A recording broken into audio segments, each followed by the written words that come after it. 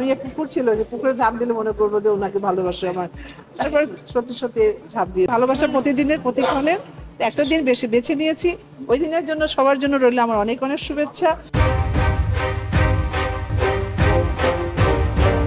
অনেক জায়গায় গেছি শুটিং করার জন্য, আউটডোর ইনডোরে। এই এফডিসিতে অনেক গেটে দাঁড়িয়ে থাকতো রোজিনাকে দেখবো, আরও শিল্পীরা যখন যার যে ভক্ত ছিল।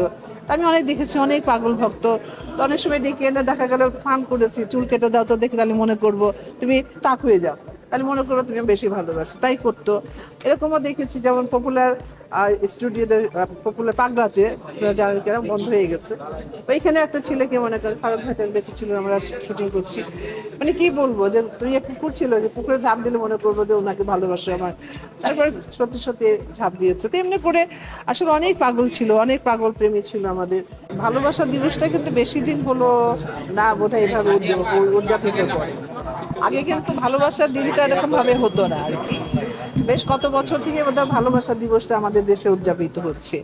হ্যাঁ, ভালোবাসা তখনও কিন্তু সবসময় ছিল, প্রতিদিনই ছিল। আমরা যখন চুরি করেছি, আমাদের ভক্ত তো মানে একদিনের জন্য না, এক বছরের পরে ভালোবাসা দিতে আসেনি। ভালোবাসা প্রতিদিনের প্রতিক্ষণের একটা দিন বেশি বেছে নিয়েছি। ওই দিনের জন্য সবার জন্য রইল আমার অনেক অনেক শুভেচ্ছা। আপনারা ভালো থাকবেন, ভালোবাসা আরো বিলিয়ে যাবেন, ভালোবাসা দিয়ে যাবেন। ভালোবাসা ছাড়া কিন্তু মানুষের জীবনটা আসলে অত দূর এগিয়ে যেতে পারে না, আমি মনে করি।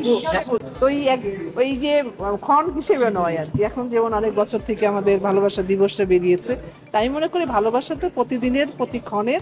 হ্যাঁ, আমরা হয়তো একটা দিন বেছে নিয়েছি যে ঠিক আছে, ওই দিনটা সুন্দর মতো উদযাপন করবো। একজনের ফুল দিব, সে মাকে দিতে পারি, বাবাকে দিতে পারি, বন্ধুকে দিতে পারি।